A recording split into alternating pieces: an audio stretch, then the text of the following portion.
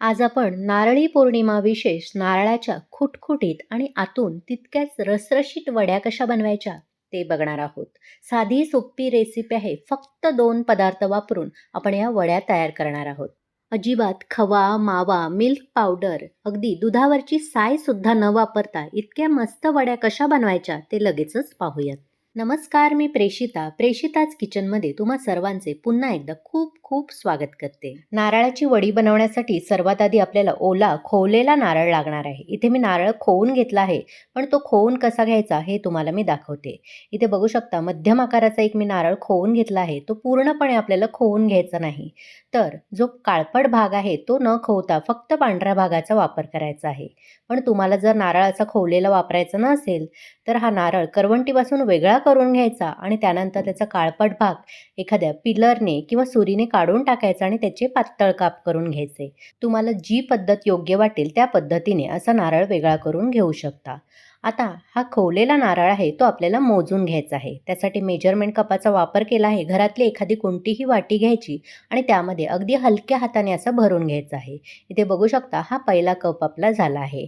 आता एक मिक्सरचं भांडं घ्यायचं आणि त्यामध्ये हा नारळ घालायचा. त्यानंतर उरलेला नारळ सुद्धा अशाच पद्धतीने मी मोजून घेणार आहे. इथे बघू शकता बरोबर 2 हलके कप भरून आपण इथे नारळाचा खोवलेला चव घेतला आहे. लक्षात घ्या, कप अगदी घट्ट दाबून भरायचा नाही, हलका दाबून भरायचा. आपण इथे 2 कप एवढा नारळाचा चव घेतलेला, त्यासाठी आपल्याला त्याच्या अर्धी म्हणजे 1 कप भरून साखर घ्यायची आहे. हे अगदी अचूक प्रमाण आहे. जेवढा नारळाचा चव असेल तेवढा मोजून घ्यायचा एखाद्या वाटीने आणि त्याच्या अर्धी वाटी साखर मिक्सरमध्ये घालायची. तर मिक्सरमध्ये आपण का फिरवून घेत आहोत?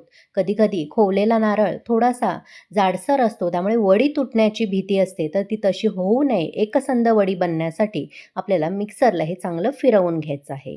इथे बघू शकता मिक्सरला सर्व साखर आणि मी नारळ फिरवून घेतला आहे.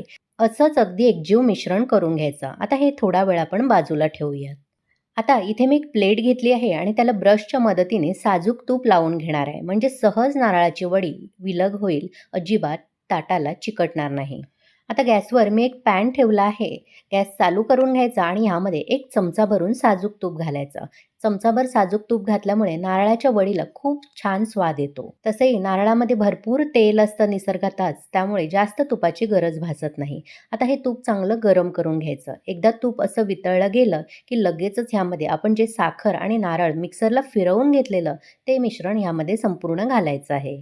आता गॅसची आच मंद ते मध्यम ठेवायची आणि मंद ते मध्यम आचेवरच आपल्याला हे मिश्रण शिजवून घ्यायचं आहे. तर आज मी तुम्हाला इथे 3 सिक्रेट ट्रिक सांगणार आहे. त्यामुळे पहिल्याच प्रयत्नात तुमची वडी अगदी मस्त रसरशीत आणि खुटखुटीत तयार होईल. काही लोकांना समजत नाही की वडीचं मिश्रण तयार झालं आहे की नाही, कधी मिश्रण थापायचं.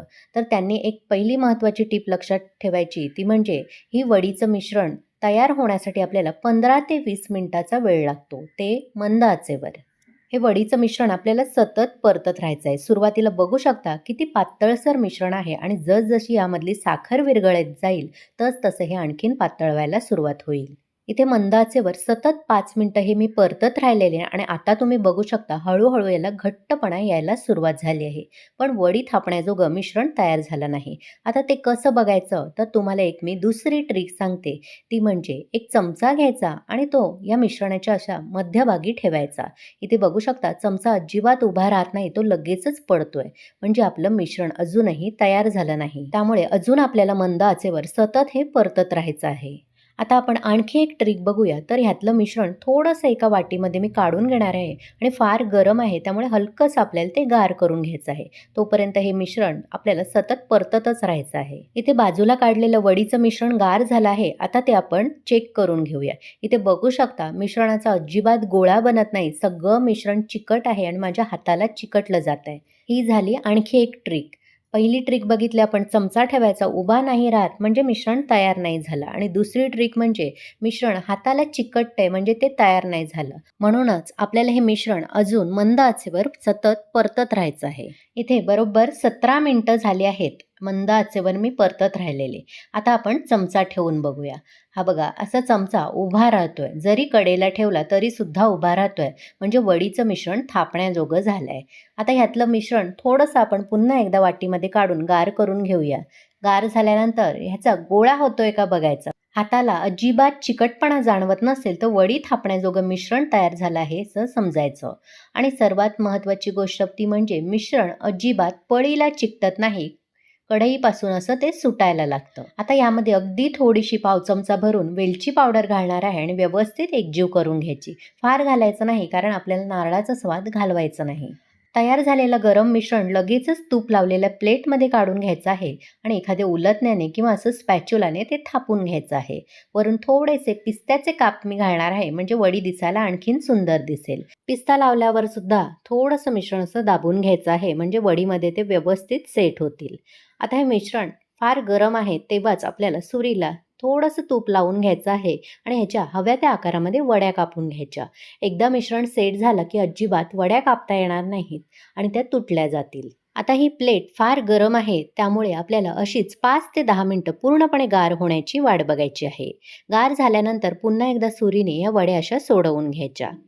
आता ह्यातल्या मी वड्या तुम्हाला काढून दाखवते. बघू शकता अजिबात कुठलीही वडी प्लेटला चिकटली नाही किंवा अजिबात तुटली गेली नाही. किती खुटखुटीत ह्या वड्या तयार झाल्या आहेत.